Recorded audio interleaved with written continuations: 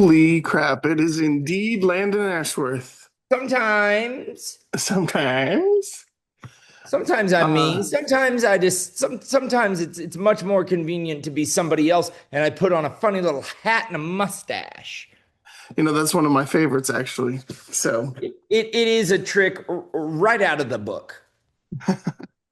listen, real quick, I just want to introduce myself. My name's Tony. I started a podcast about 7 years ago with my best friend.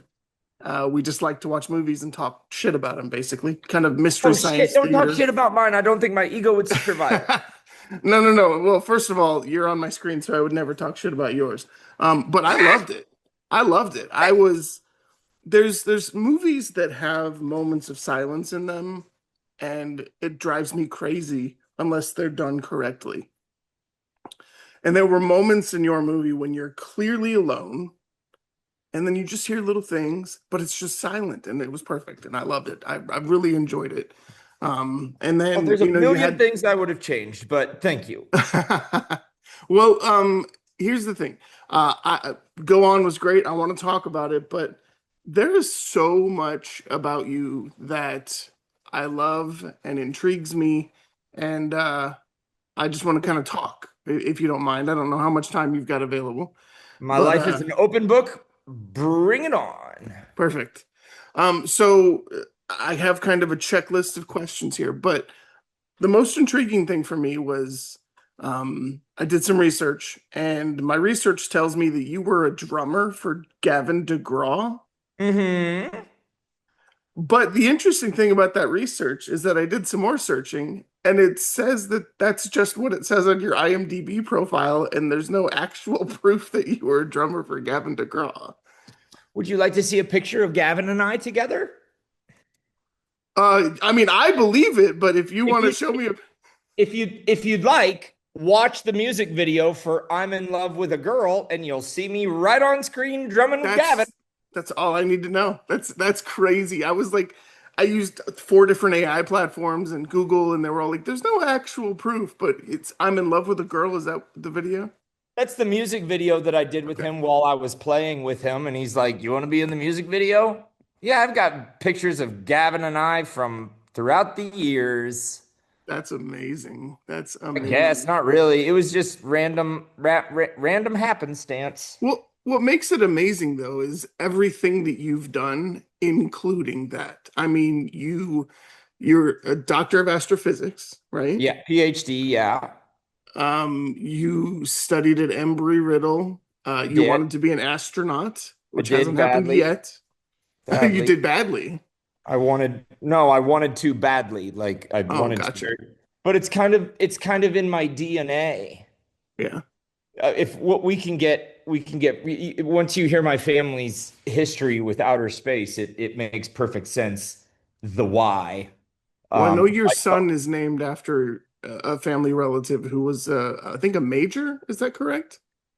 no, he was like four-star general. Four-star general. Okay. Yeah, like started the Air Force Academy with Eisenhower. No way. Yeah, heavy hitting pimp. He was the my dad's uncle, my great uncle, Truman Landon.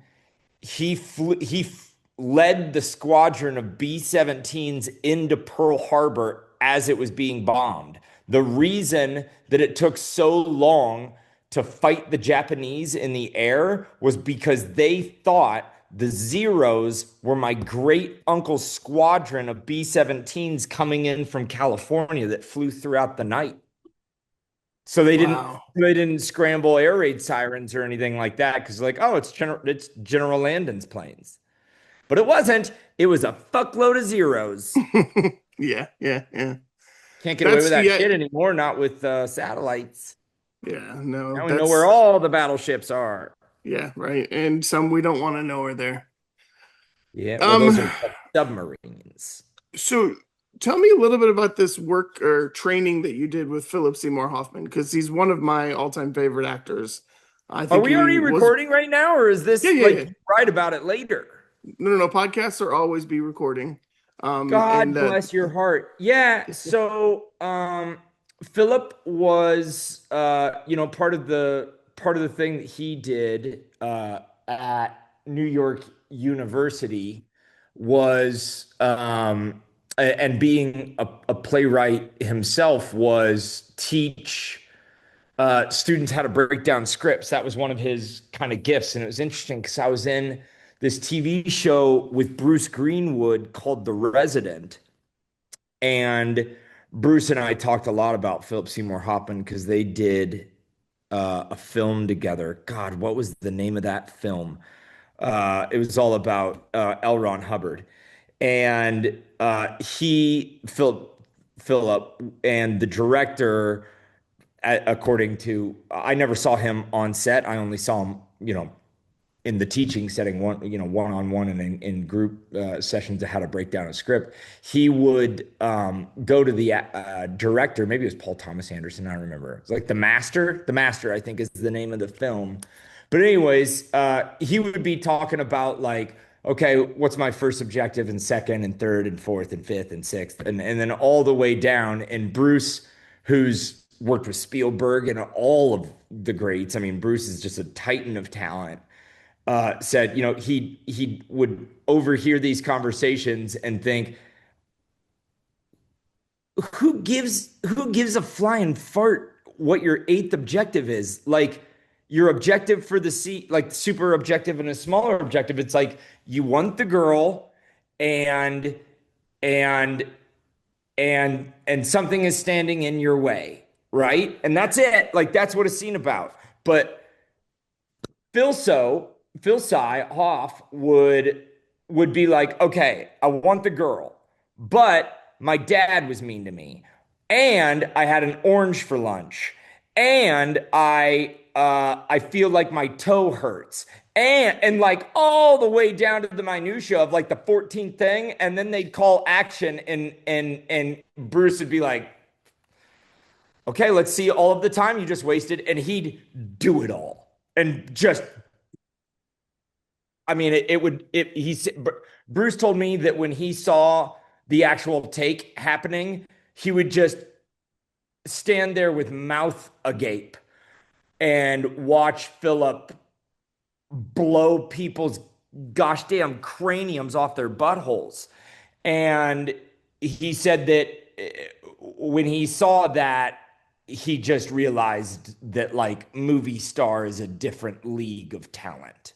Because, like, you'll have a good actor be like, oh man, they said those lines believably. And, like, Vincent Kartheiser, who's a series regular on Mad Men, who was in my film, I've worked with good to great actors before. Like, I worked with Marcia Gay Harden on Code Black, and she's won an Oscar, and she was great. Like, I was in scenes with her, and she was great. And, like, after the end of the scene, I'm like, wow, that was really believably. But there's a whole nother level when you get to Philip Seymour Hoffman and even Vincent. Like, the best thing that I could do on the set of Go On was stay out of Vincent's way, because he was a gosh damn Mannheim steamroller of talent. And Philip Seymour Hoffman, I mean, it's just like, it's like Michael Jordan stepping into a game Yeah, of pickup basketball with people that have been the best at what they do, and then they realize that they've been playing a different sport, you know, just a totally different sport. And I direct golf commercials, and it's funny because I'm friends with this golf show announcer named Brandel Chambly, and I'm sorry, you can cut me off at any time. I have a tendency to ramble because of my autism, but Brandel would say, look, when you get into the pros, it's a wake up call, because you can't get into the pros unless you're the greatest golfer in your town, and the greatest golfer in your city, and the greatest golfer in your state take, since you were 10. yeah, And then you have to be the greatest golfer in college, and competing against the greatest people that have been all of those things since they were 10. And then yeah, when you dominate those people, and then Tiger Woods steps onto the scene, and he beats all of those people by 12 strokes, you're like, what the, like, this is just it's a different gear, just a yeah. different gear entirely. That's Philip Seymour Hoffman. Hearing the layers of character development for Philip, it brings a lot of kind of truth to watching what we've seen from him, right? It kind of helps you identify why he was so good at what he did, and a genuine loss to society and film and It was everything. it was brutal. Because he would make you, I can't speak for other filmmakers and actors that he's touched, but like the one great gift that he had was he really made you feel like you were on to something Yeah, and had discovered something. And then, when Michael Jordan is like, wow, man, you got a good layup. You're like, oh my God, Michael Jordan said that about me. It's incredible. And, Phil pulled me off to the side one day and he said, even if you get beat down, it's like this conversation was yesterday. Even if you get beat down, I hope you're not one of the ones to give up because you you understand the intricacies of scene work as good as I've seen it. And I just pray to God that you're lucky because at a certain point, you gotta get lucky. You gotta yeah, find the right agent because if you don't have the right agent, you got to out network everybody and somehow get on producers' radars. And how are you going to get on producers' radars if you're not making dollar bills? And they're like, well, that guy's already making a ton. The reason that Curry Baker got Obsession was because number one is social media, but I have way more social media followers than he does. So what did he do that was so special? Well, the thing that he did was he made a YouTube video that got 2.5 million views, and a YouTube video with 2.5 million views that's long form, that's hard. yeah, And 2.5 million views is enough for a producer to be like, look, if 2.5 million people show up to the cinemas to watch this kid's movie, give him 700 grand and he'll make us 5 million, 6 million bucks. And yeah, that's kind of what they're looking for, 5, 6 ROAS on their investment. yeah, And he proved that. But he was also with a management and agency that got him in the right doors, he and Cooper. And I was helping Cooper grow their Instagram channel before yeah. they did Obsession. And then they blow up, and now Cooper's too cool to, give me anything other than one word responses. I don't mind name dropping and throwing people on the bus. I just say truthful things, and where they Yeah, yeah, land, yeah, that's for other people to decide. You can yeah, call a woman beautiful and offend her. Like, okay, well, you are beautiful. Sorry, sorry you're yeah. having a shitty day. You know. Okay, I'm gonna shut up and let you No, control no, the no, you're fine. conversation. This is I love this because for me, I don't want to just do the same scripted questions that everyone asks you about your movie. I want to talk about film. I want to talk about it, life experiences, what led you to here. I want to talk about the fact that you worked with or trained under Amy Poehler as well. Like those are Yeah, that's polar just opposites. Yeah, well, that's just UCB culture. At Yeah, UCB, you can be around the greats. yeah, You can be around James Franco if you went to James Franco's acting studio. yeah, And Amy Poehler made UCB with Matt Walsh and a couple of the others. I forget their names. Um, Matt Walsh and Amy Poehler are definitely the most famous of the four that started it. But yeah, you end up being in the periphery of those people, and yeah, she ends up subbing in for a class, or if you do well enough, you end up doing Ask Cat. Ask Cat is their like show where they get yeah. celebrities to be the special guest. I don't know if you know much about UCB culture. I'm So, actually learning more about it because of her podcast. I listen to it all the time, and she talks about it constantly. So, oh, yeah. Well, that's a big part of her identity because I feel like since she started UCB and that became a big thing and it put her on the map and it gave her opportunities, like anybody can get lucky and get on a TV show. But if you create something, that's something that she created because if you're on a TV show, you're just regurgitating other people's lines. yeah, And, at a certain point, that becomes less fulfilling the farther you go, I would assume. I don't Yeah. know because I've never even had a series regular audition. Like, Yeah. I haven't had the at bats that my famous friends have had. So Yeah. during pilot season, they might have had 10 pilot auditions a week or a month. I've never auditioned for a pilot in my life. Yeah. And I make my living acting. You know, Yeah. it's it's it's crazy. It's crazy the amount of opportunity that a good agent will get you, which is what Phil was saying to me was, dude, you got the goods, but everybody's got the goods. I really fucking hope you get lucky because you really want it. But like, Yeah. do you ever watch Inside the Actor Studio, Tony? I did a while ago. Yeah, it's been a minute since I've watched it, but I have watched it before. Well, there was this great episode with, because they interview the greats, Yeah. and they did one with Bradley Cooper, Yeah. who was the first student to have ever gone from Pace University's James Lipton studio to actually being and having a noteworthy career enough to getting invited to being on Inside the Actors Studio.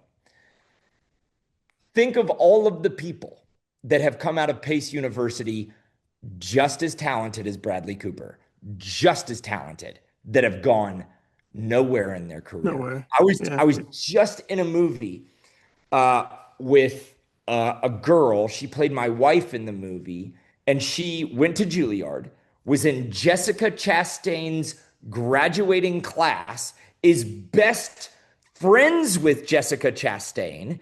And I asked her, I'm like, you gotta, I'm sorry, but I'm sure you want to throw up every time you talk about it. But like, we got to talk about Jessica Chastain for a second or two, because dear God, must you have some stories.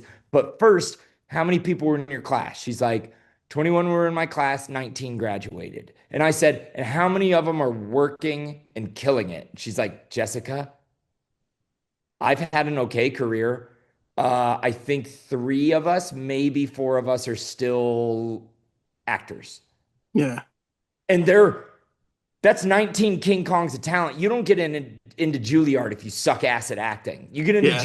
Juilliard if you are the best in your town, you're best in your city, and most likely the best actor in your state under 21. Yeah. And then they accept 12. So you have to Yeah. be better than half the country too, and And you're still number all, 12 out of 12 when you get there.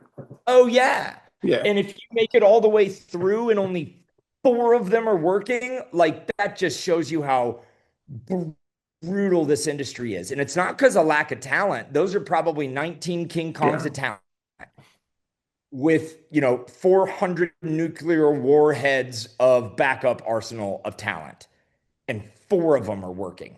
Like, holy farts, this Yeah. industry is it's brutal. Well, And then if you here's the, stack on top of that being autistic and sucking ass at networking, it's even worse. But that's a bunch of well, add-ons. Sorry, go on. no, no, no, you're good. You're good. So here's the thing. So, like, I mean, we can talk about all the people that you know. That's great. But I want to talk about your writing, right? Like, Okay. because the work that you put out on socials is so creative. Obviously, you're a golf savant who unfortunately can't play golf anymore for a bit or at all, which Yeah. sucks. Yeah, it's all Um, right. but like, you've won awards for writing screenplays, for writing a screenplay that has yet to be made, by the way, which Yeah. I kind of am very excited about reading what it's about. It's the spacesuits, the Oh, true the story spacesuit about was a Playtex. yeah, the spacesuits was a TV pilot. Honestly, I wrote that one out of anger. I wrote it in about 4 or 5 hours.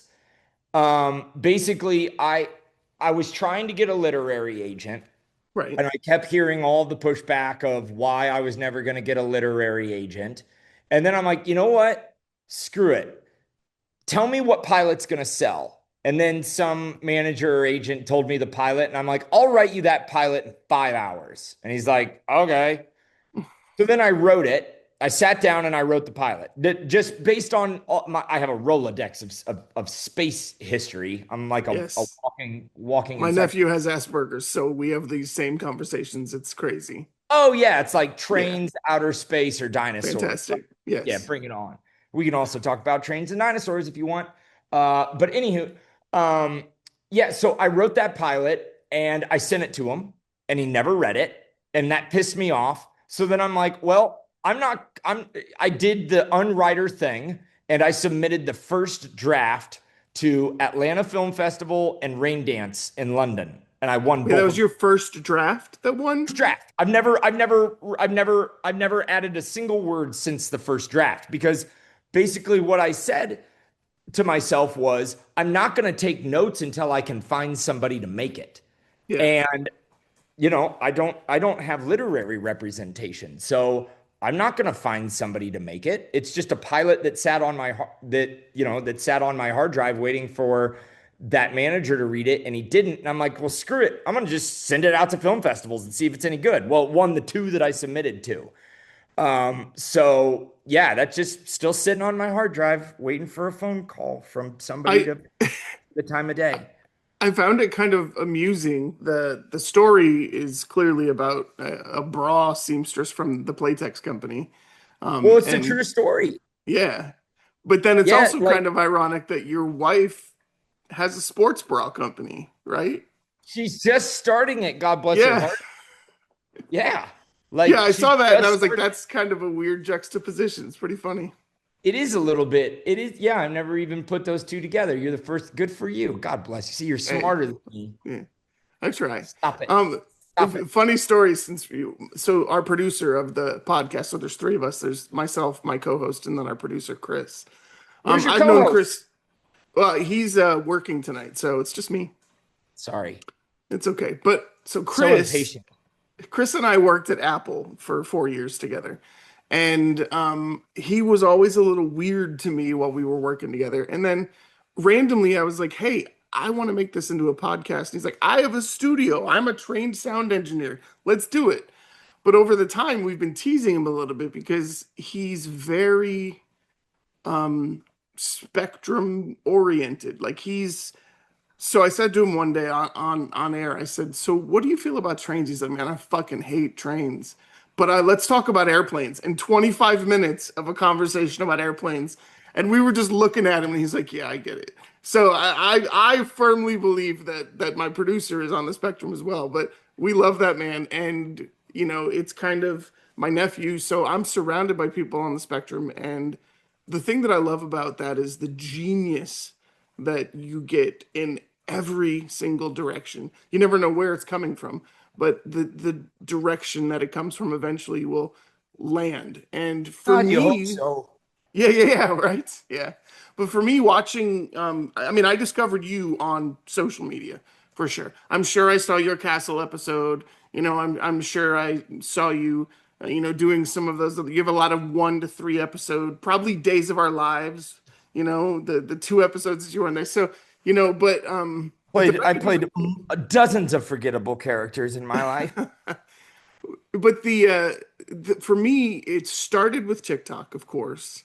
Okay. Um but when I discovered the Range Master on Boots, Yeah. like I mean, would you have 10 minutes in that whole thing? But oh my God, you were perfect. You were funny. Like I love that character. To me was the second best character in the show, and it was just a minuscule moment in that. And I love that show. I Yeah. think you're Hey, biased. I think you're full of shit. no, no, no. Here's the thing. I find little things about movies and about shows that I love, and people are always like, "What are you talking about?" For example, like I think Beau is Afraid. Have you seen Beau is Afraid? Mm-mm. Is it got Bo So Burnham? If it is, I'm gonna watch it because I'm addicted to Bo Burnham. Joaquin Phoenix. Oh yeah, he's pretty good too. I don't remember who directed it, but it's the craziest movie. Like I walked out of that theater and I was like, "What the fuck did I just watch?"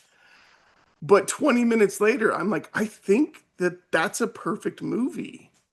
And like that's Oh. the mentality that I get. I have to see every movie I watch twice because so I got accepted to film school out of high school and I didn't go. Oh, So fun. that's why I don't know, you can't see my shirt, but it says film school dropouts. So our tagline is film school dropouts. And it's because we'll go watch movie screenings with all of these other press junkies here in town. And they're all talk like they went and saw the Batman with Robert Pattinson. Like, well, it wasn't a comic book movie. I'm like, did you like the movie? So we call them the film school dropouts. So that's Yeah. our kind of our theme of the podcast is, but like, so I was in Tank Girl, I was in Stargate. I got hired as an extra for Like Jerry Stargate, Maguire. Stargate, like the James Spader Stargate? Yeah, I was just an extra, just an extra. But I lived in Arizona, and my grandmother knew the casting director, so she got me in. So I was an Oh, extra for those two. Got to hang out with Lori Petty on Tank Girl. That girl is crazy, but she's hilarious. she seems But the coolest experience for me was I was 17 years old and Jerry Maguire hired too many extras. So they said, we'll either pay you for the day and you can go home, or you can hang out behind the scenes and watch the crew. And I stayed and they invited me back for another day. Didn't pay me, but I got to watch behind the scenes of Chris Columbus working. I got to see Tom Cruise kind of get into his state before he went out. Never didn't get to talk to him at all. But that to me was what kind of put me in a state where now every movie I see, I have to see it twice before I really am able to talk about it. Because the first time I see it, I tear it apart as a filmmaker would. And then the second time, I really enjoy it, but I already know what to focus on post the first viewing. Tony, why Um, aren't you making your own films?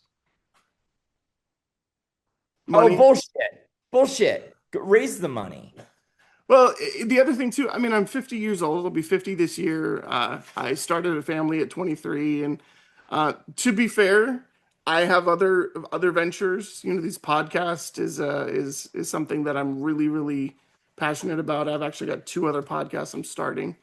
What if So you could work in the film industry, what would you do right now? Because I just got my second movie funded. So maybe you need to come on and be on it and freaking live out this dream oh dear Lord, why you got to dangle the carrot like that? What would I do? What would I to be? help people get out of their own way and live their dreams because it's totally doable.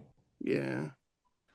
Um, I think for me, a director of photography would be not on your project, but ultimately, like the visuals for me are really what gets me when I go see movies. There's I can't remember the name of the movie right now. It was a female Asian director, um, Hamnet? Oscar award winning female lead, and it's just I'm drawing a blank on it, but it won an Oscar a couple years ago. But it was grays, greens, and blues throughout the movie. I can probably look it up actually. Zoe, uh, Are you she talking just about uh oh gosh damn it. It's yeah, Frances McDormand. yes, Frances McDormand, yes, that movie. Um, Now I got to look it up. Nomadland. But no, yeah. So that movie to me, I did not like the movie. I liked Frances, but the direction and the photography in that movie blew my brain. Like Yeah, for me, every frame was a picture. oh, 100%. And that's the thing that I really enjoyed about Go On Well, was, that's what I told my cinematographer. I told him I want every single frame to yeah, be Ansel Adams yeah. photograph. And he's Uh, like, give me the location. let's talk about that real quick. Why a burnt forest in New Mexico? What made that the right setting for you? So when I think of purgatory and the afterlife, I Right. think of a location that's beautiful but destroyed, Yeah. destroyed beauty because you're living in between heaven and hell. Yeah. So it it just made perfect sense Yeah. to have these beautiful sweeping vistas, but all the trees are burned. Yeah. And that theme carried over to the house too. It did, yeah, because Yeah. he burned down the cabin too. Yeah. And Yeah. my theory, and it changes. It's funny because I made the movie, and my wife Yeah. says every single time you watch it, you have a different idea about what happens in it.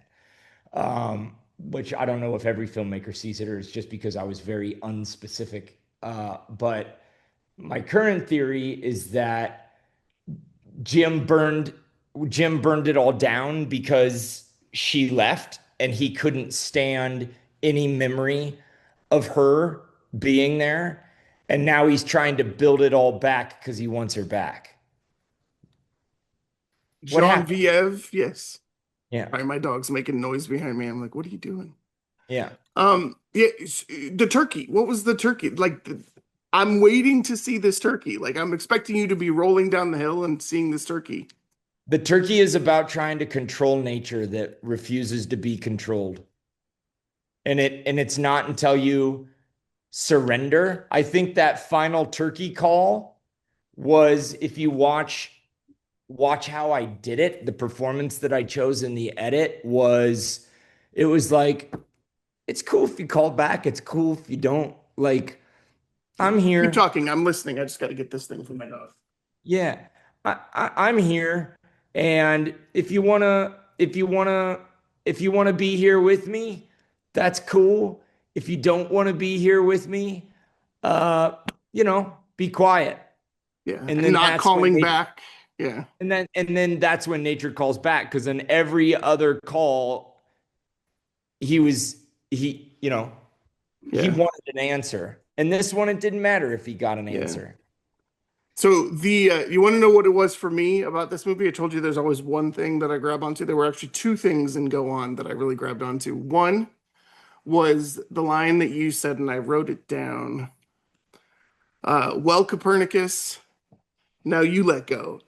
And Vincent goes, like, metaphysically, like that too. I laughed out loud. My dog looked at me like, what are you doing? Like, that was brilliant. Number Thanks. one. But then the other was just watching you throw your body down that hill. I was like, that's crazy. Like, multiple times, four times in the movie, I think. Yeah, and the funny thing is in the scene with the Japanese woman, Vincent did it too. And then we bang into each other, and then we kind of laugh, and then he looks over, and then she's there, and he freaks Yeah, when out. she scared him, that was brilliant. He looked And then genuinely and scared. then and the notes that I got on the director's cut where that's in there was always, it's feeling a little Brokeback Mountain. Like when they run into each other, it just feels a little gay. And I'm like, There wasn't a linger though. The linger is what made it the gay part. Yeah, yeah, I don't, like, God bless them. I don't care what way your freak flag flies. But right. since I didn't want that to be a theme of the film, I Yeah. took the part where Vincent rolls down out, and he was so pissed because Vincent's so gosh damn good at this that I was like, please roll down the hill for me. He's like, I'm not rolling down your freaking hill, Landon. I'm like, please, we need it. And he's like, okay, I'm gonna tell you what's gonna happen. I'm gonna roll down this hill. I'm gonna hurt myself somehow because I'm old, and you're never gonna use it in the final cut. And I said, I swear to you, I will use it. And he's like, okay, I'll roll down your hill. We rolled down. He tweaked his back. I didn't use it. Oh, that's funny. Just so That's good. funny. That's how good he knows which way's up. So your process seems to be pretty quick. Oh You God. wrote So the I wrote the movie, raised $750,000 in 21 days, and was on the side of the mountain filming it 6 weeks later. yeah, that's crazy. Good for you. And now Yeah, you harken back to that conversation you had with me where I'm like, oh, money. And you're like, no, you idiot. yeah, no, go fuck it. If you want it, it's out there in the dirt. Go get it. That it's the thing that neurotypical people say that pisses me off more than any sentence in the world. If you want to boil my blood, just say these words. It's not that easy. Yeah, The fuck it's not. Do it. It's yeah. that easy. If you want something done, you go do it. So I've Now, actually, go ahead. Sorry. well, I was just gonna say, if you want to steal the Declaration of Independence, maybe it's not that easy. I But mean, like, just hire Nick Cage, right? amen. But like 98% of the shit that people say it's not that easy, oh my God, is it easy? It's like, well, I can't talk to my husband and tell him that, like, I'm kind of falling out of love with him. It's not that easy. Yeah, it is. Go tell him. He's right there. Go say the words. See where the chips So fall. And hey, you're going to lie to him for the rest of your life? It is that easy. Yeah. Go tell Yeah. him. There he is. So here's the you got me thinking about my time before I graduated high school when I wanted to go to film school. I wrote a short story called The Factory, and it was right around the time, because I mean I'm 50, so it was in the 90s. But it was right around the time where cloning was a thing, right? And people were talking about, oh, we're going to clone a sheep or we're going to They clone a did, dog. Dolly. And Dolly the sheep was cloned. And so my story about the factory was about this abandoned factory, kind of post-apocalyptic. And it used to be a cloning factory. And a serial killer is living in the factory and is cloning himself. And So he can kill himself? so he can kill everybody, but he's got all of these serial killers. And serial killers are not predictable. Well, they are, but they aren't. So when you're surrounded by 500 serial killers, what happens? And so that was my story They that all I kill wrote. each other. Man, And I've always thought that's that would make a very fantastic short film or something. that's like Kurt Vonnegut, but a little bit more evil. Or maybe Yeah, exactly Kurt Vonnegut. yeah, yeah. But that Dude, just that's a reminds me of cool that. And premise. yeah, What a yeah. great premise. So that's what really got my juices flowing into wanting to create and do things like that. But the problem that I've always found within myself, and you call me neurotypical, I'm ADD to the core. Like I have three What's your podcasts. neurodiverse? I'm ADD. It's just ADD really, but it's heavy. It's heavy. Like I'm on max doses of Ritalin every day just so I can function. How do you Um, sleep? I take it early enough in the morning. Yeah. Show no. But I work in IT as well. And so IT is a great place for people who are neurodivergent because technology is consistently shifting, and that's how my brain works. So like I don't even really need these glasses. I'm just wearing them because it makes me look smart. Um, but so for me, finding someone like you and understanding what you're doing, how you're doing, and golf commercials, a golf savant, but you're a member of Mensa, you wanted to be an astronaut, you have a doctorate.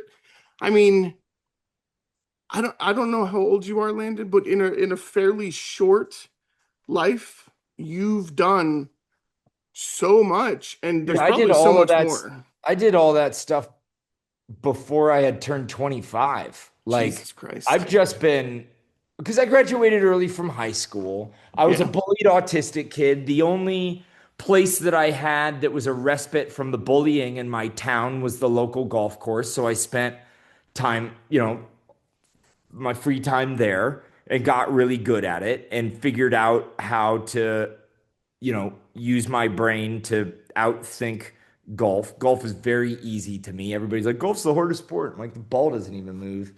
Um, Go play high lie. That's Yeah. a concrete ball going at 400 miles an hour. It's Um, crazy.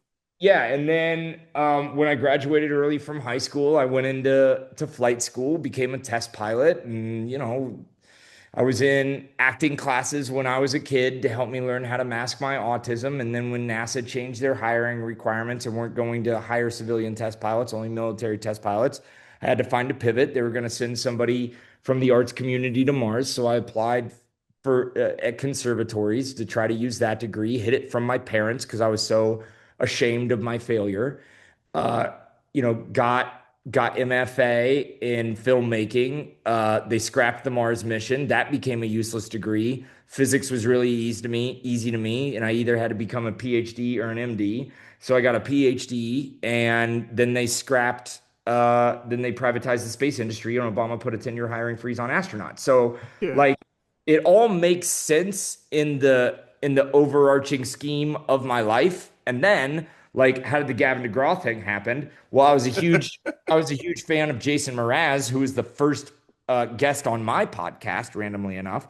And Gavin was opening for him, and he didn't have a drummer because he was broke and poor at the time. It was before he got the theme song to One Tree Hill, and this was when I was in my freshman or sophomore year of college. I've been in bands since I was 12, so I'm like, I'm a drummer. Can I tour around Florida with you? So then I started playing drums with Gavin DeGraw. Like it all makes sense in the overarching theme, and then people just like cherry pick these things. Like, how are you a good golfer and a filmmaker? I'm like, well, there's more than 2 hours in a day. You can get really Yeah, good at a lot of things very quickly if you just get off your hole and do them. It's out yeah. there in the dirt.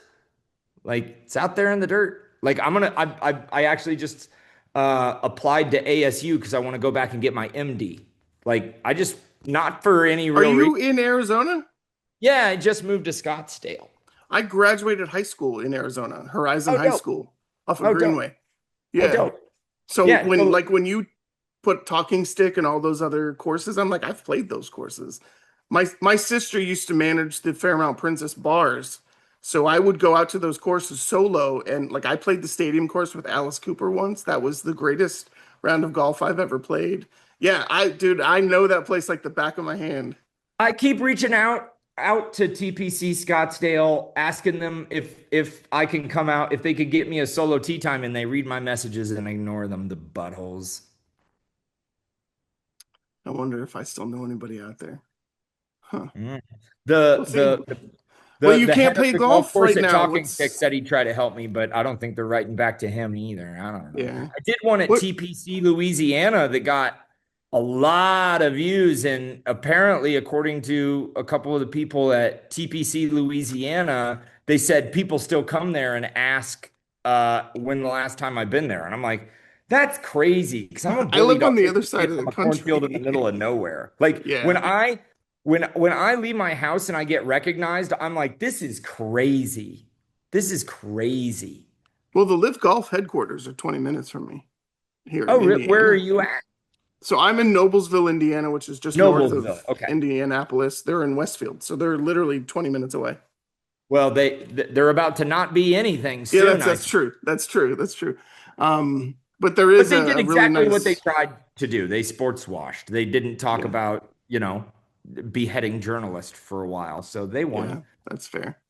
All right, Scumbag. let's. I don't want to waste too much of your time. I'm loving talking to you. So, but I do have a couple interesting questions that kind of fit for me. Well, wait. My best, So if my, you want, I can be quite short-winded with questions. So if you want to do like rapid fire and have it be like sentence answers, I can not be long-winded and just ask some. Because I know when I have podcast questions, when I get to the very, very end, I'm like, thank you so much for your time, where it feels like they're kind of dragging. I look at my list, I'm like, I had 13 questions that I wanted to ask. So I so could wrap it.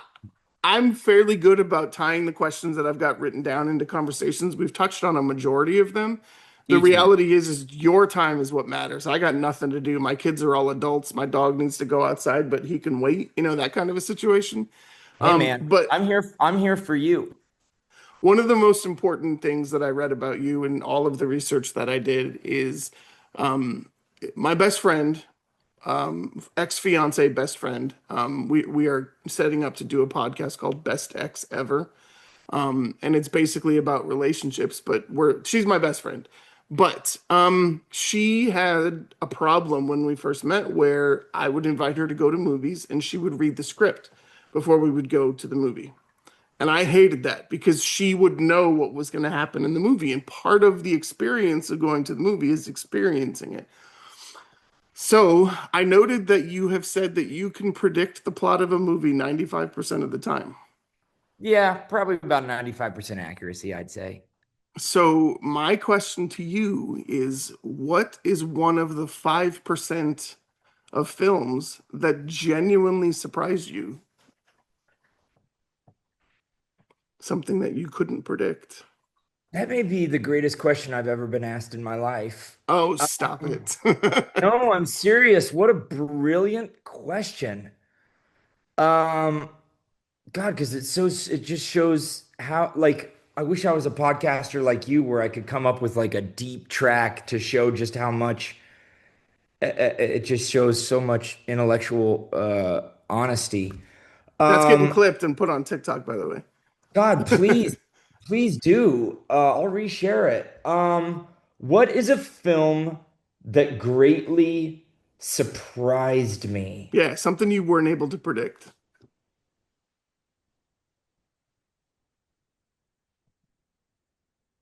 We're gonna come back. I'm gonna think about that while we keep talking, and then I'll have Okay. an answer for you. I might have to like look because I'm going through the Rolodex of every movie and systematically like I no, no, no, Yeah, and I no. know your brain can continue a conversation and come up with an answer, so I'm good with that. We can come back to that.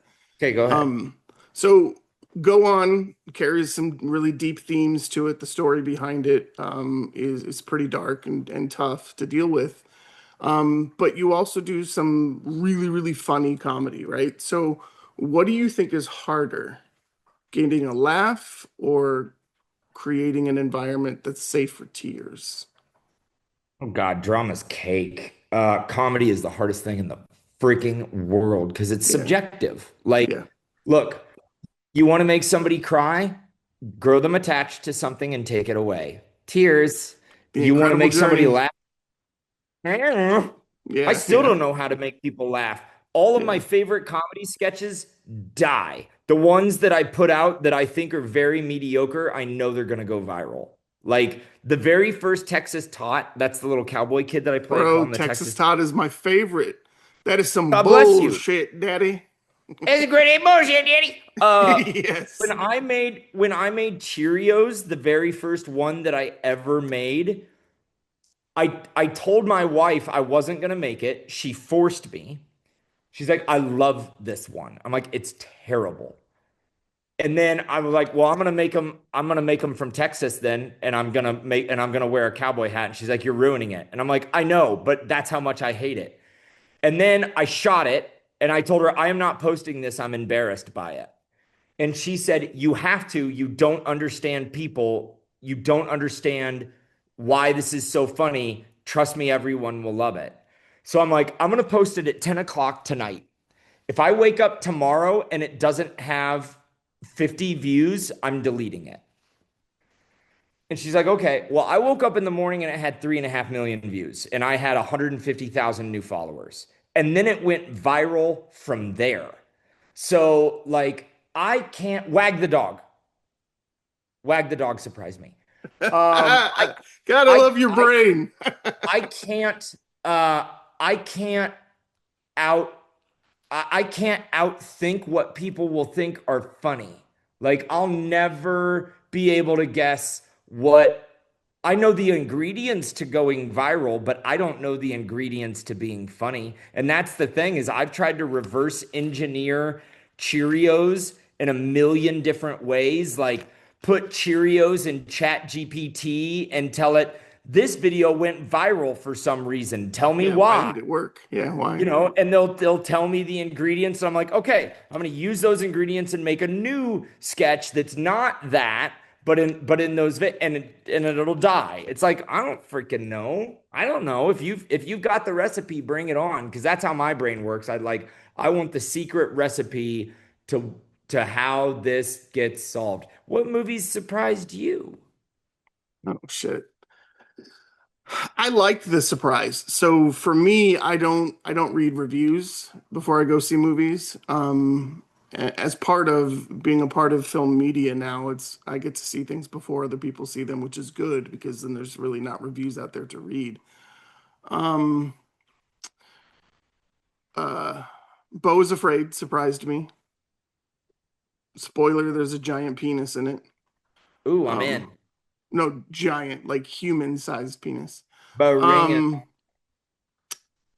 yeah, I don't, to inside. be Inside by Bo Burnham surprised me, but that's not, I don't know if you'd call that a movie. That's almost like a stand up special, but that surprised me just because it's gosh damn genius. Yeah, absolutely. 100%. No, that was, I mean, and that was middle of pandemic. So, for me, it's like, that was brilliant. It was musical, and I'm a big music fan. But at the same time, I mean, he's putting on a show in a movie that he made by himself, and that's brilliant. I wonder, The like, lighting in that entire special was crazy. I tell my wife maybe once a week, I literally just say out loud randomly, I wonder what Bo Burnham is doing right now. I He's, probably say that once a week. yeah. I Have think you if ever I ever met seen him, I would lose my gosh damn mind.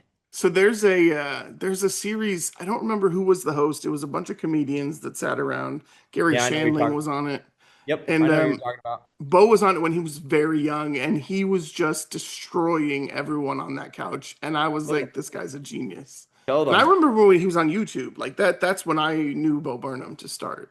Yeah, it's like Bill Burr, and they had Yes. Raymond, whatever his last, everybody loves Raymond guy was Yes. there, and then he after he finished his amazing song that entertainers like to think they're complicated, but they're not compl. Now I just want to sing the song, and then after he ends and it crushes it, what's his name? Mark Maron said, "So you're a prop comic," and then that Yeah, got a yeah, big yeah. laugh.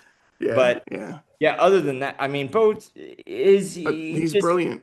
Bo Burnham is exactly who I wish I was. Don't sell yourself short.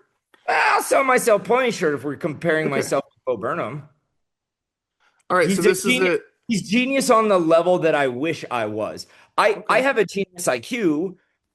Okay, that's just sure. I'm really good at physics and knowing how to conjugate a verb.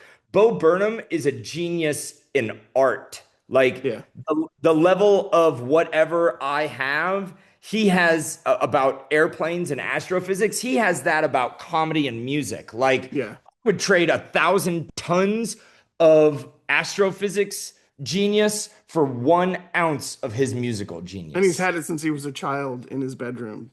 Yeah, it's He's crazy. I mean, he's Yeah. just cut from a different jib. He's cut from a different jib. All right, so you just brought it up. We talk about everything that's on your resume, right? What's one thing that's on your resume that isn't true? That isn't true. Yeah. Everybody has something on a resume that isn't true. Whether it's I can ride horses or, Oh my God. I'd have to like pull up my actor's access. And as soon as I pull it up and read what's on because I don't even know what's on my resume, I'll tell you if there's anything on it that's not true. And then I'll have to delete it because everybody knows that I'm a fraud. I don't think not everybody's going to be watching this interview. How many viewers do you get? Well, so we started as an exclusive audio medium. So we average about 1.8 million downloads per episode, and that's over the lifetime. So what I've done is I've Wow. I've taken the total number of downloads and divided that by the number of episodes we've released. But the problem So is I don't have some hit like a ton of bricks and some of them do okay, sort of thing. 100%. I put Okay. Nickelback as a keyword in the title, and that's our most listened to episode, just because Oh, Nickelback put exists. Nickelback in the title of mine. Okay, here it is. Okay. Guitar player, yes. PhD in astrophysics, yes. Precision stunt driver. Kind of yes, kind of no. Because I went to Steve Buckley's driving school and I am a precision driver, but I've never done it on camera. I've never been paid for it. So I wouldn't say that I'm a pro precision stunt Well, but driver. you've I've been done, trained. yeah. Scuba diver, yes. Touring level drummer, yes. Trained jet pilot, yes. Trained stuntman, yes. Equestrian, yes. Football, golf, motorcycle riding, yes. Pilot, single engine airplane, twin engine airplane, and jets, yes. Running long distance, yes. Scuba diver, I already talked about that. Soccer, drums, guitar, license, motorcycle, piano, Minnesota accent. Oh yeah. Oh Uh, yeah. Australia. No, there's nothing fake on my resume. Okay, there you go. There you go. Uh, Now, I can tell you things when I first started acting that were lies on my resume. Like when I was first starting out, if it was like a one-line co-star, I might have written that it was a guest star when it was just a co-star. Um, like, but that's not just pure and utter fabrication. That's like I guess padding or like accentuating skills. that's like But saying you work in operations when you ordered something off Amazon. Yeah. no, that's quite a bit different. That's a bold-faced lie, Tony. But no, I would say that like what you see is what you get with me. Like when people watch my golf videos and they're like, "This is AI," and I'm like, I would love to send you the uncut raw footage because I keep it around because I don't like. I don't have anything to gain by tricking people. Like, because one day I'm going to be on a golf course and somebody's going to be like, hit this shot from 170 to within 4 feet or your family dies. I'd be like, okay, what club? Do you want me to do it Okay. with a driver, 3 iron, pitching wedge? Like, I'll Yeah. hit it within 4 feet with a putter if you want. Like, because someday the devil's going to ask for his pound of flesh. And if you've like I'm at the point that I have enough followers that lies will be rooted out, you know? So I try to be as honest as humanly possible just because in the days of digital media, it's hard to because There's a like there footprint. Yeah. when I lived in Georgia, something very interesting happened. Um, there was this kid that was convinced I wasn't as good at golf as I said I was. And he found out where I lived and showed up at my house. And he's like, I know that you don't actually have a PhD. And I'm like, are you crazy? And he's like, no, I'm not. I just know you're a fucking liar. And I'm like, are you crazy? And he's like, no. And I'm like, do you swear you're not crazy? And he's like, yeah, yeah. And I'm like, okay, come into my house. And I walked him into my office and I turned on the light and I said, here's my PhD diploma. Here's my MFA diploma. Here's my undergrad diploma. What else would you like me to call? Because I'm like, kid, here's the thing. Like, you can't just say you're full of shit and have nothing to back it up, man, because one day you're going to look like a fucking idiot. And thankfully, it's just me in my office. But like, quit being a dick. Yeah. Now get the fuck out of my house. Now And get if the you fuck come out of back, my I'm going to house. call the cops and have you trespassed. All right. Well, you passed the no lies on your resume. That's good stuff. I literally, before I started watching the movie, I happened upon your wife's Instagram, and I noticed a post that she said the first question that you ever asked her. To Uh, me, I, I think the first I don't know what her answer was, but I think the first question that I ever asked her was, "Do you come from money?" she said it was, "Have you ever had an abortion?" Oh, okay. Yeah, that makes sense. That sounds like a question I would ask. I It thought sounds the like a first question question I I ever would asked her ask was, too. "Did you come from money?" Do you come from money? I mean, it's an important question. I mean, Yeah. here's the thing that I feel about dating, and this is what I would say. It didn't get me a lot of dates, but I would say to women and this was before, like, I've been through a lot of therapy to learn how to manage autism and be a better human being.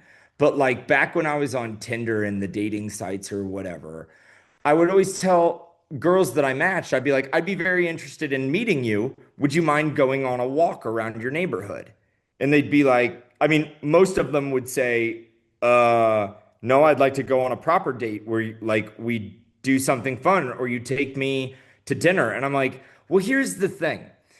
Statistically speaking, we're probably never going to get married.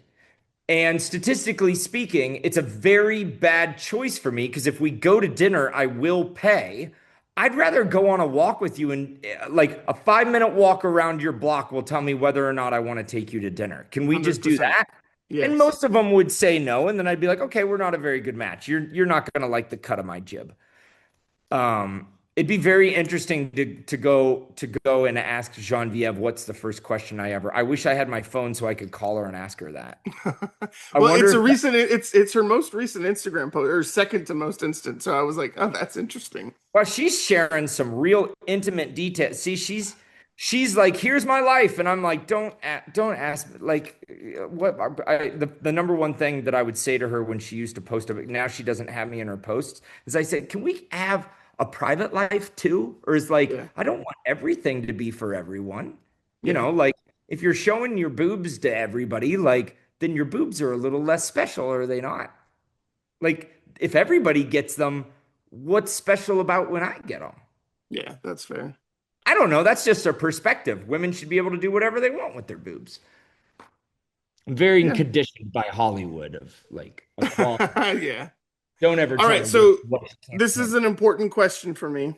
Okay. Um, if there were three films that you could pick out of history, and those were the only three films that you had during a 2 year long pandemic, what are those three films? It's kind of a Down, variation on the if I'm changing channels, what's a movie I watch all the time?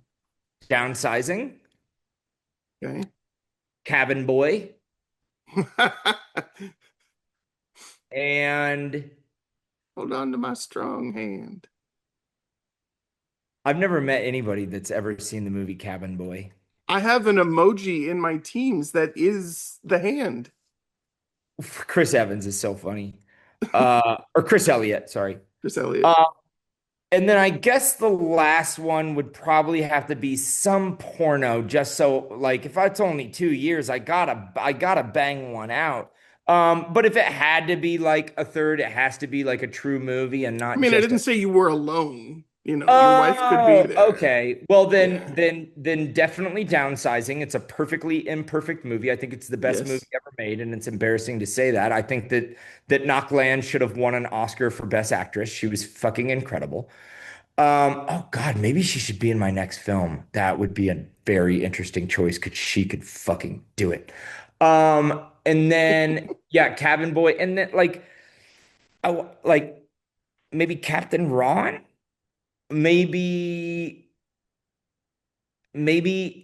Interstellar, but I hate Timothy Chalamet, so maybe not because he Eh, ruined. you could And stand 5 minutes of Chalamet, right? yeah, but the way that McConaughey whisper talks in that movie Yeah, really that's irritates. fair.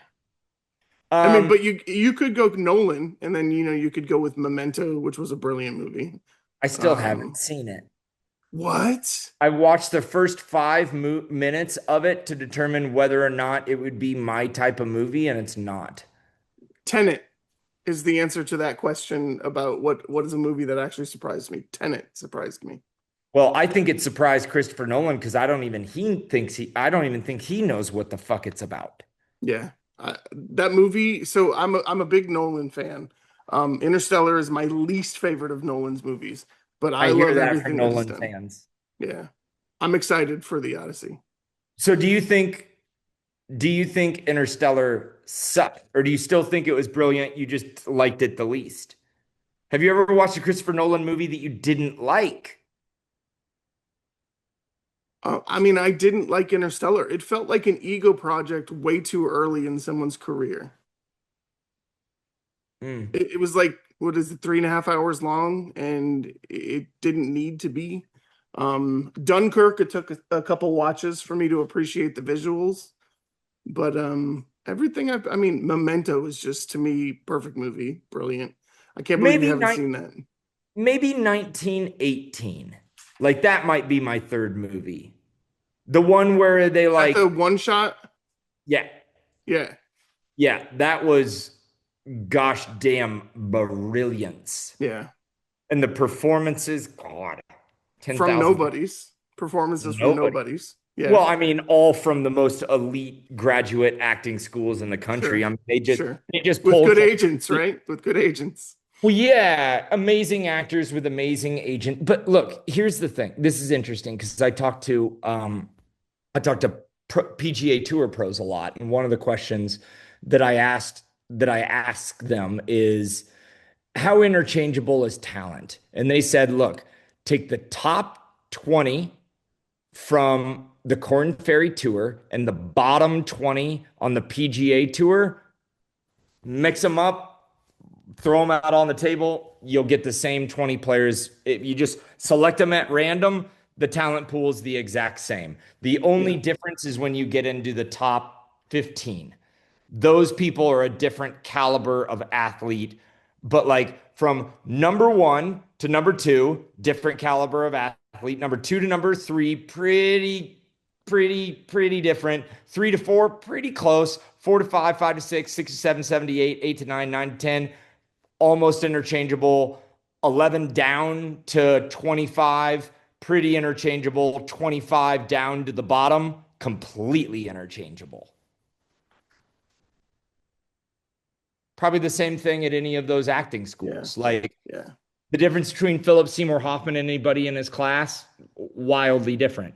They just have to have the full package. Like Jessica, I bet Jessica Chastain isn't any better of an actress than some of the actresses that I've acted in short films.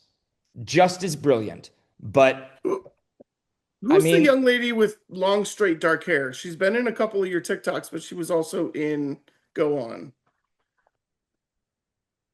shit, there was nobody. It was There's nobody that's been in Go On that's also been in my comedy sketches. Vincent Kartheiser was in one comedy sketch back in LA forever ago, which was I more of could a have short sworn that film. I'd seen her in a TikTok video.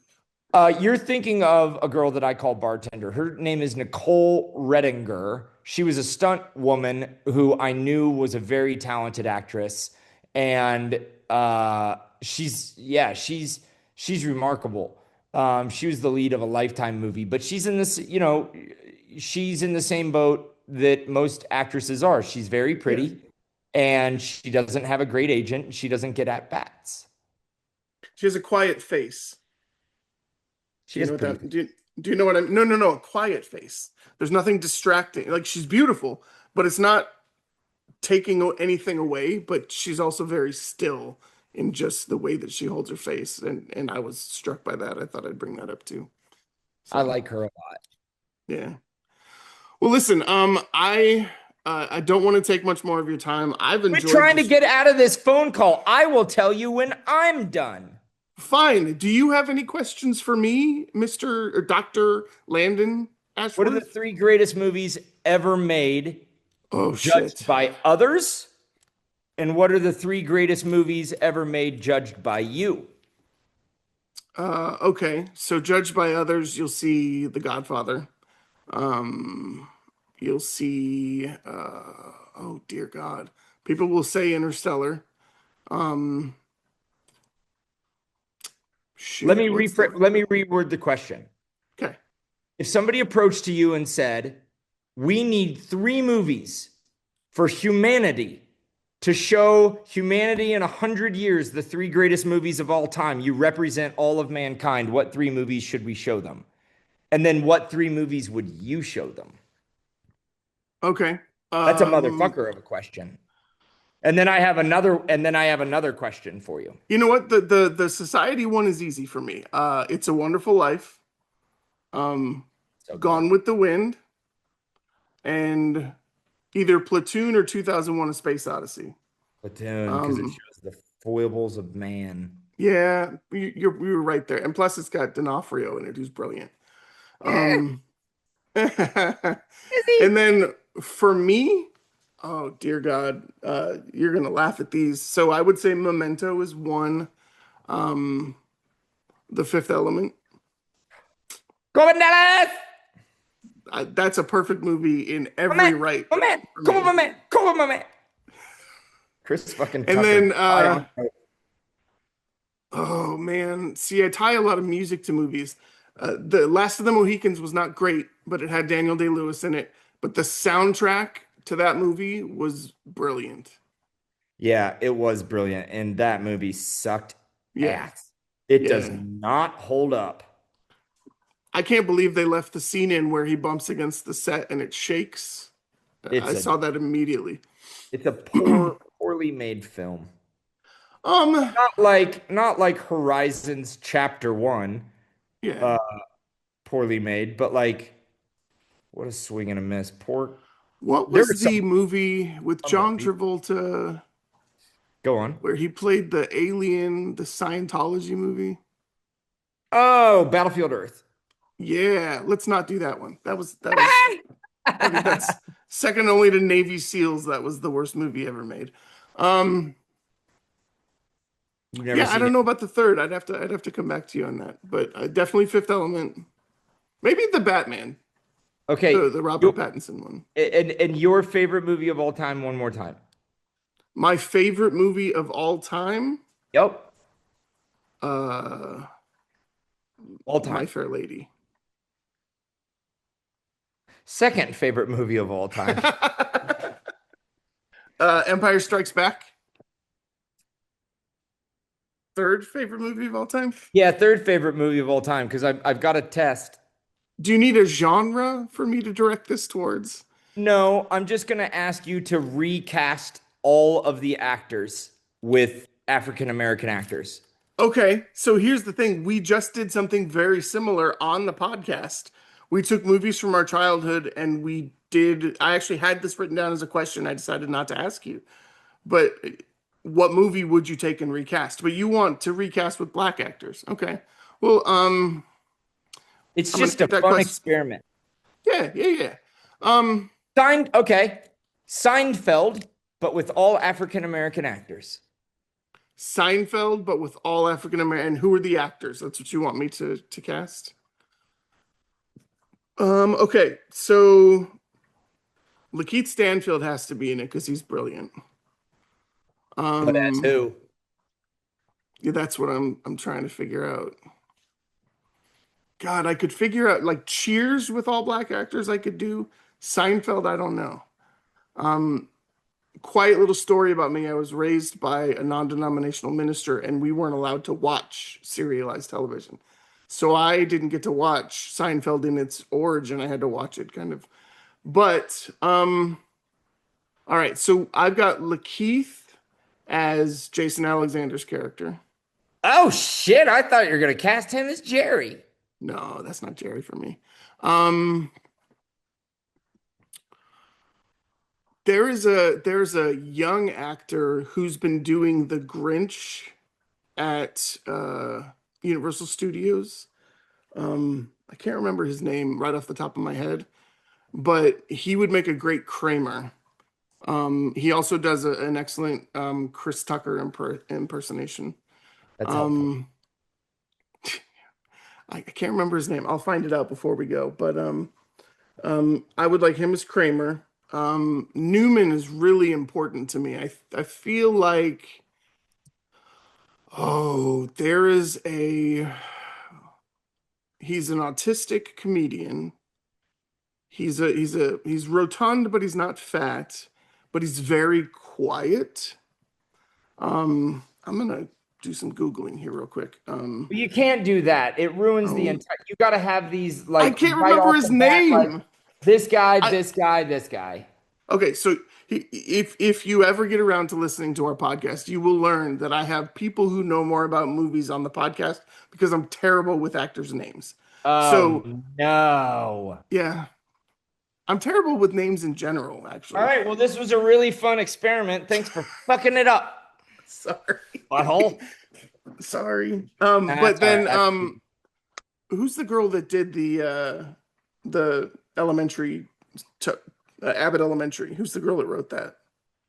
Who's the creator? Yeah, Who is the creator of Abbott Abbott Elementary. Elementary? Yeah. She's who I would want for Julie Louise Dreyfus's character. The creator, like who created it? I think it had two creators, didn't it? She's really short and she's on the Quintina? show. Pardon? Is Quintina? Is that who you're talking about? Quintina Brunson? Yes, yes. Yeah.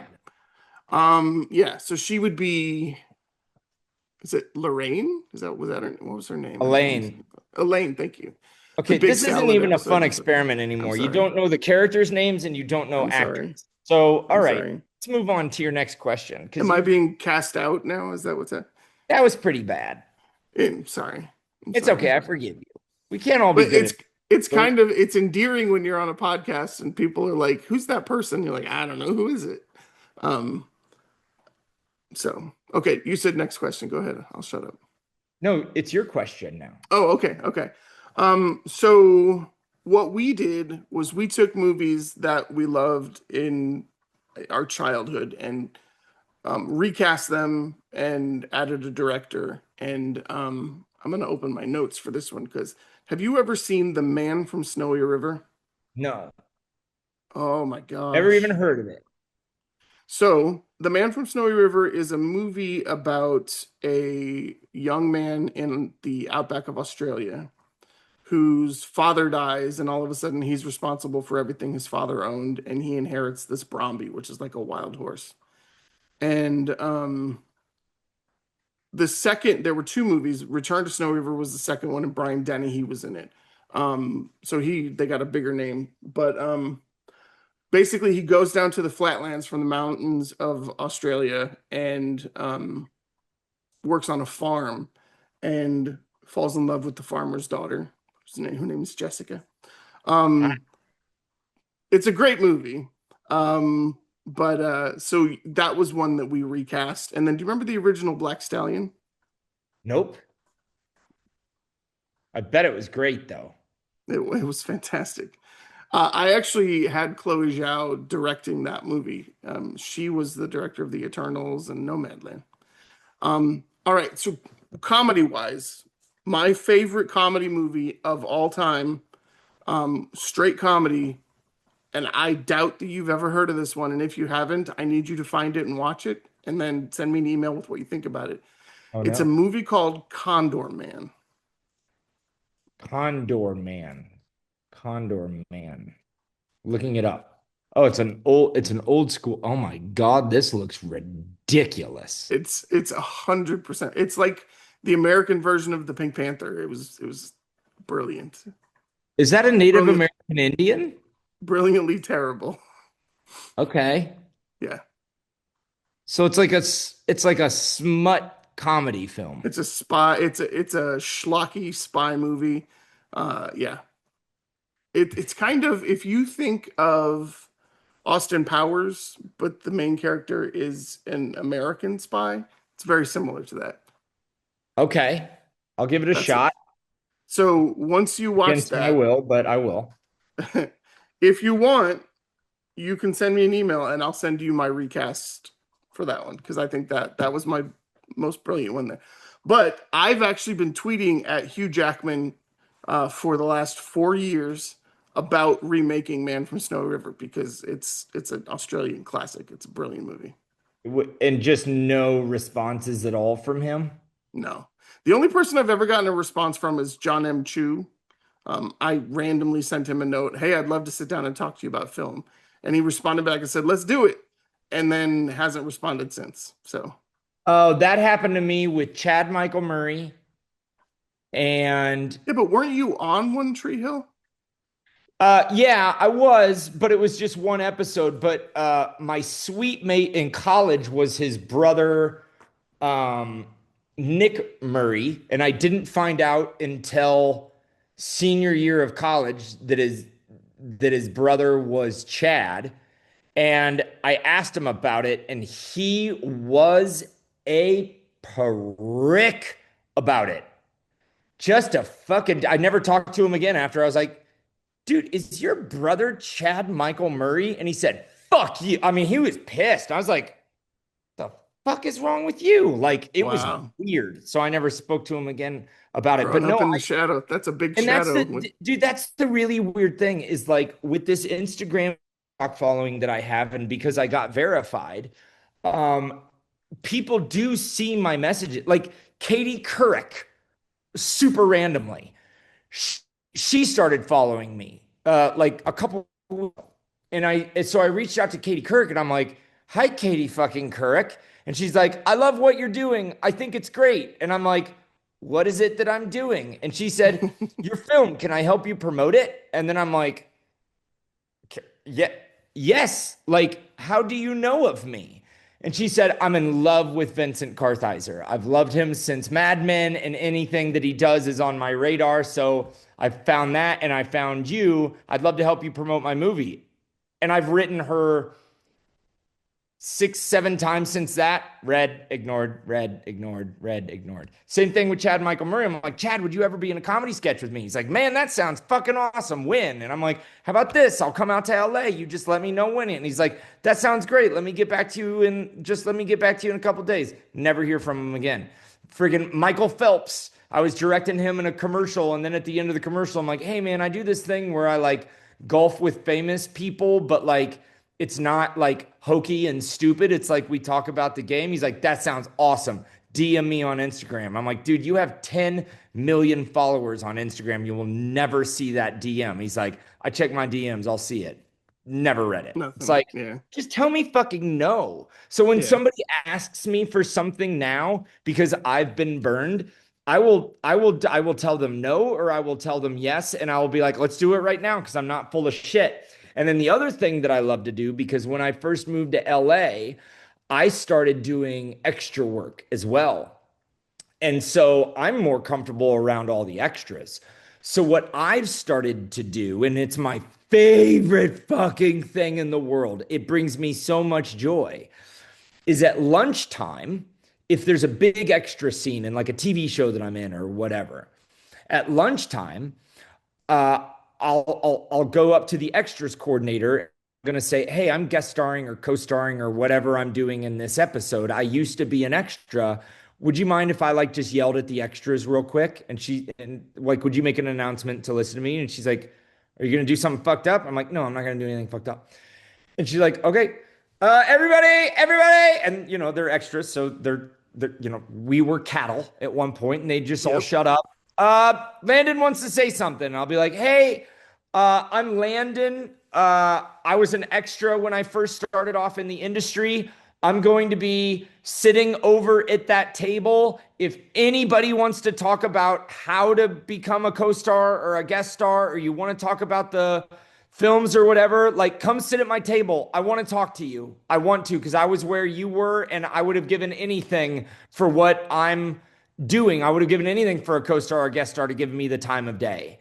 And the reactions from people, it's like I'll do it for the rest of my life. I don't care how famous. If I become Christopher fucking Nolan, I will say for 30 minutes during lunch, anybody that wants to come and talk to me or whatever, I can give you a blah or just open it up to a Q&A. 30 minutes to an hour every single day. I will make the fucking time. It's my favorite thing in the world to do. Yeah. Like my favorite thing.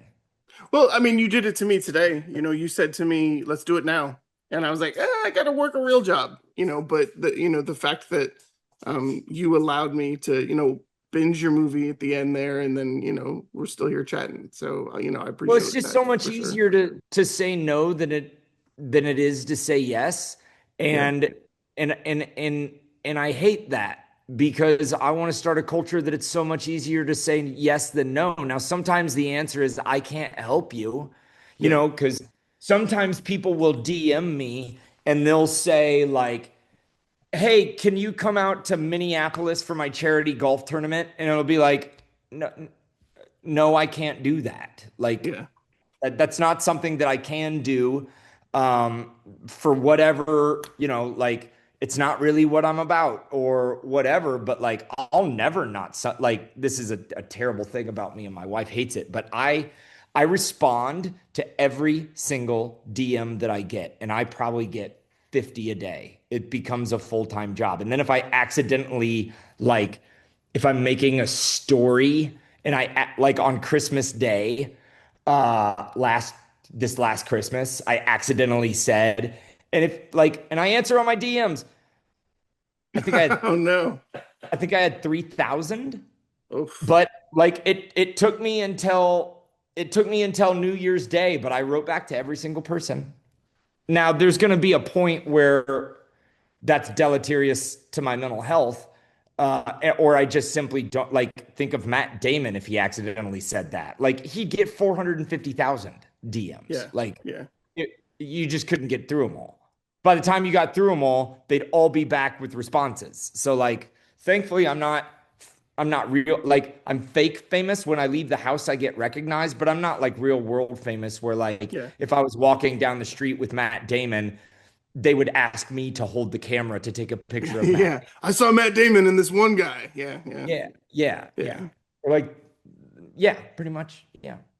Yeah. So, all right, my dog's being crazy, so I really do have to go, and I don't want to Oh, take too okay. much more of your time. Well, you But didn't waste any of my time. I've enjoyed this. yeah, here's the thing, you're 200% of the person that I thought you would be. So I Holy appreciate shit, that. that is impossible. That is a statistical It is anomaly. statistically 200% impossible. is Yes. over all. Yes. But I'm giving 110%, so I'm almost there. God bless your heart. Um, You're doing great. I hope I've masked my autism enough to be coherent. I don't care about you masking your autism. I love it. That brings up my next question. My next question No, you is, said you had to go. Now you're proving yourself a no, damn I fraud. said This this is should the be on your last question. resume. This I is end the interviews. Lie. yeah. Okay, so you said you get a ton of DMs. I see a lot of your comments are, my son's autistic. Thank you for showing that they can be successful. And how does that make you feel? Do you, I know, and I want you to be honest with me because your email today kind of answered the question for me, and I'm okay with you being honest about that answer. And if you want me to cut it, that's fine, but I'd like to have that conversation with you. Cut what? I don't believe in. No, Good. don't you fucking dare. What Okay, I won't, I promise. I'm actually curious of your perspective based on my response, what you think my answer will be, and then I'll try to be as honest as possible. Well, for the way that I think that, and this is my perception, is that it's just a part of who you are. It doesn't guide everything about you. It's just a part of who you are. And you talk about your superpower all the time. And I love that that's the way you talk about it because everyone that I know, and I know quite a few people who are on the spectrum or autistic, and every single one of them has an extremely unique and extraordinary characteristic about them. And the ones that just live their life in spite of what society may dictate it's supposed to look like are the ones that I just love to be around. My nephew's amazing. He still lives at home. He's 24, but he thinks that ketchup is the best spaghetti sauce ever. But he's brilliant. He knows He's my allowed to phone be number from wrong. when he was 7 months old. It's crazy. So, Yeah, I guess the tricky thing is I process emotion very, very different than other people. To right. me, everything is just data. Yeah. And somebody could tell me that they hate me, and somebody could tell me that I'm brilliant, and both are just data points. Yeah. And somebody could tell me that I changed, I changed their life for the worst and I ruined their life somehow.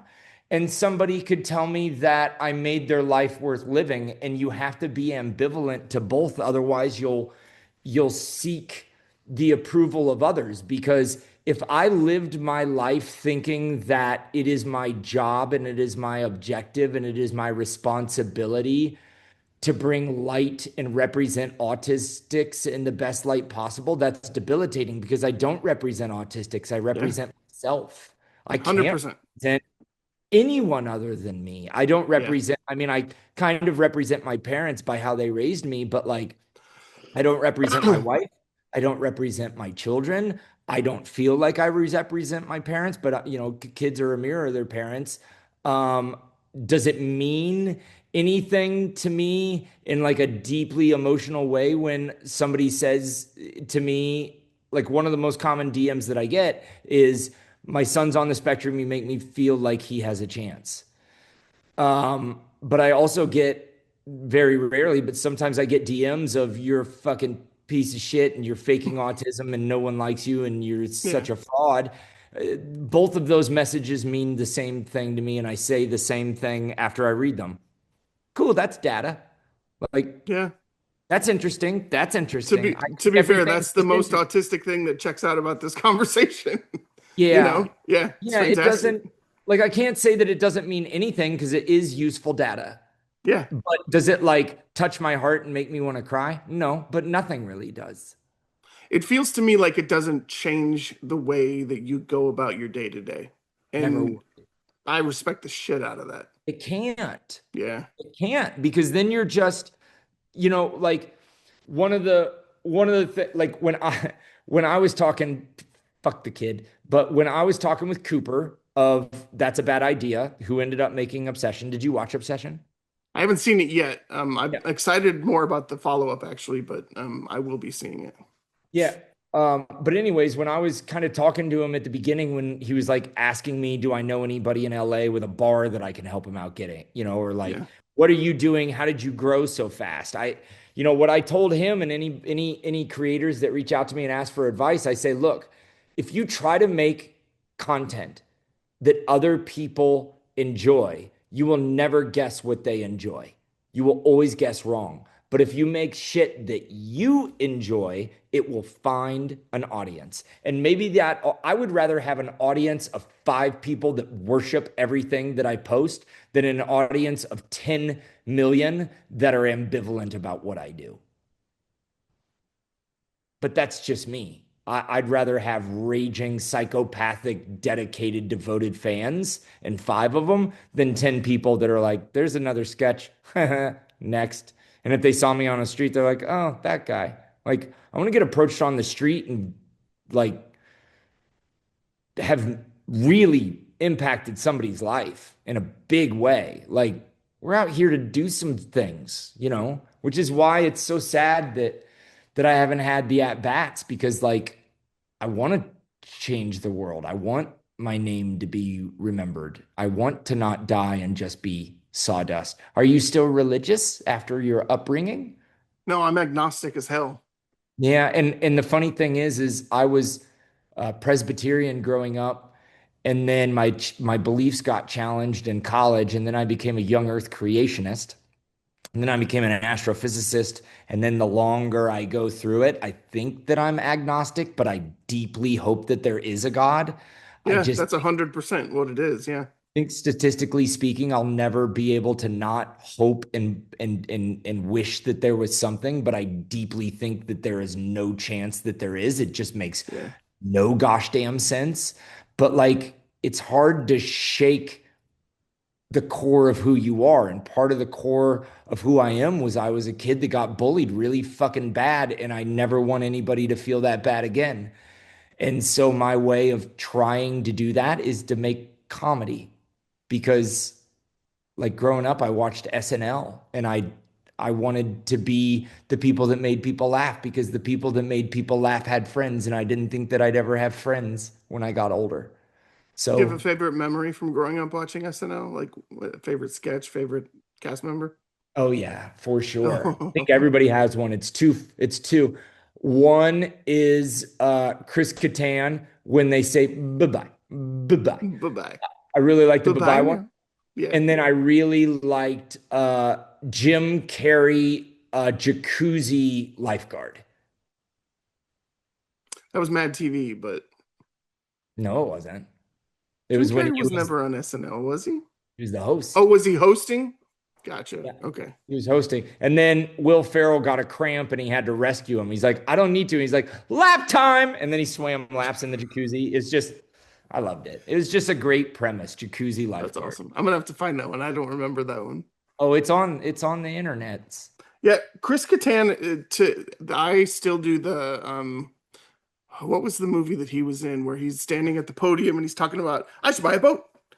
He's on drugs or something. I don't know. I don't remember what. Oh, he did a movie. It was Lauren Michaels produced it. But he was hilarious, and then he just fell off the face of the earth. Well, he got in a terrible, terrible, terrible car crash. Oh, okay. Yeah, and now he's getting back into stand-up comedy. Like he can't bend his neck, and like to look around, he has to look around with his whole body. I think he got deeply messed up in a car Oh, crash. wow. Okay. Yeah. Mango was also a great character of his. Mango. Oh, Mr. No, are you talking about Mr. Peepers? No, No, nobody Mango. loves the Mango was mango. the one who would Yeah, eat the yeah, mangoes, and yeah. yeah. Nobody loved the mango. Yeah, a Yeah. Corky Romano is the name of the movie you're talking Corky about. Romano. Yeah, and he was up at the podium. He's like, I should buy a boat. Yeah, that was great. All right, genuinely last question just hit me here. Are you still involved in? Are you still watching the current comedy scene? You'll have to define what you mean by the current Sure. comedy scene. Like Nate Bargatze, did I watch his movie in the That's theater? not No, I current. would No. rather No. We're drink talking battery stand up, acid. stand up, stand. I'm talking Yeah, stand up. yeah, I watch stand-up specials for sure. Who do you think right now is has the most potential from the current crop? Like for I mean, me, I'll just of tell people you. that have never made it and might. Yeah, like I love Jeff R. Curry, I think is his name. R. Surrey. I He's mean, married to the girl from The Bachelor. The tricky thing with stand-up comedy is like you really don't hear names unless you go to comedy clubs and Yes. crowds give me panic attacks. Um, but like, or you're watching on a Netflix special and they've already made it. Yeah. So that's a hard one to answer. Sounds like you don't scroll TikTok, you just make content for it. Oh yeah, I don't watch any others videos because I never want to be accused of stealing ideas. So I don't in any time that anybody sends me a video, I always politely say, "Thank you for sending it and taking the time. I don't watch other creators' content because I don't ever want to be accused of stealing ideas." Hey, that's beautiful. I love that. So goals are you want to meet and work with Bo Burnham. Um, Evan. and then get your wrist fixed, come play golf here in Westfield, and we'll play around. Oh, dope. I'm ready. Bring it Yeah. on. Well, I don't listen, think I'm ever gonna shoot under par again, but on the very last round that I ever played, I shot 6 under and made a 20-foot birdie putt on 18. And if there's a God, I think that was God kind of tipping his hat to me. it's all right. You might make me look good if you come out and play with an injured wrist. So, Yeah, bring it on. um, well, listen, I appreciate the time. I Thank appreciate your you time. so much. I enjoyed this. I will, everything that you do, I will look at with different eyes now, and I kind of love that. I also appreciate you changing the way that I look at Philip Seymour Hoffman. Knowing that story changes everything. So He's I fucking appreciate that. 12,000 pound gorilla. And he would do it on Along Came Polly. Like there is no role that he didn't put his God. He'd do it in a four-line co-star on Twister, from Yeah. 1995. Like that dude, yeah, I can't say enough great things about him. He was just The fucking Prestige, amazing to have him back. also another Nolan movie that I loved. Prestige was work tried very hard. All right, well, listen, I'm gonna let you go. Thank you for everything, and I'll probably try and keep in touch with you. And since you tend to respond to things, that's awesome. But if you're Yeah, ever in Indiana, send me an email. I will buy you dinner. I will, and we will keep it quiet so there's not crowds around. I have the best place to take you. But yeah, I really appreciate you taking some time. I'm in. Bring it on, dog. And I'm gonna If you upload end this up back in unedited. Phoenix, let me know. Yeah, yeah, yeah. My sister still lives in Maricopa, so I will probably be out there at some point. Well, I'm in Scottsdale. You know that I'll respond if you write me.